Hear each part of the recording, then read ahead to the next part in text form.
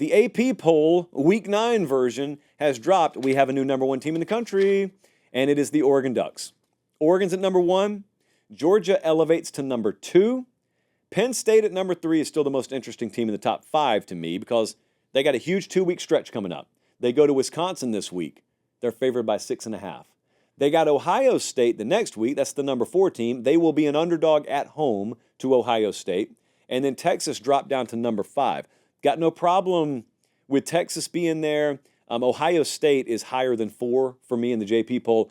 Penn State's lower still in my power ratings than they are in rankings world here. But they're where they should be because they've earned the right to be up there. So difference in merit versus power rating. So I get it. Miami's at number 6. That's where the drop-off is in quality of team a little bit. I think there's a line past number 5 still. Miami, some people are still calling them a mystery team. They're not a mystery team. They're electric offensively, and they have to be because they're really poor on the back end of their defense, and so they're going to give up some points. They just have to score more than they give up. And you may say, oh, yeah, they're vulnerable. Everybody is. You can't tell me they're overrated and not tell me who they should be rated behind here. Tennessee's at number 7. Got no problem with it. LSU at 8. Interested to see what the JP poll does with them Tuesday night because they achieved well above expectation last night. See, just winning a game doesn't automatically bump you up in like a modular power rating. But if that model has an expectation for you and you achieve well above and beyond that expectation, that's when you start elevating a little bit. Clemson's at 9. Still think they're a little underrated. And Iowa State has entered the top 10 of the JP poll. Jesse, where's the confetti that I asked for? Answer, they're out. They're out of red and yellow confetti, aren't they? A lot of Hogan fans in town or Iowa State fans in town, one of the two. Brigham Young is at 11. This will be a year-long issue between the JP poll and the AP poll. JP poll's not going to have BYU top 25. I promise you, they're not. They were 30th last week. They won by 3 as a 9-point favorite. There's no reason for them to bump up. But if you're ranking them, they're 7-0. So there absolutely is a reason to have them that high. So I don't have a problem with them being at 11. They're just know that there will be huge detachment come Tuesday night between the power ratings and the current rankings. Notre Dame's at 12. Just keep quietly winning. Their toughest opponents may end up being the service academy teams. I'm not laughing. I want to be very respectful there.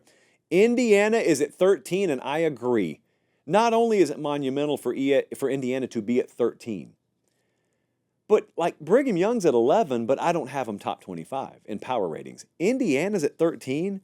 The JP poll is going to be very close to having Indiana up there. So there's no mirage there. They're just that good. Never would have expected that. A&M's at 14. Don't have a problem with that. Bama's at 15. I actually think the JP poll will be pretty close to on the money with what the AP is saying there. I mean, Bama's down. Bama's down right now. Not out, but they're down. Kansas State at 16. No issue. Boise at 17. I'll probably have them a little lower than this, but they play at UNLV Friday night. They're a small favorite on the road in Vegas. Ole Miss at 18 is a total mystery team. They had a bye yesterday.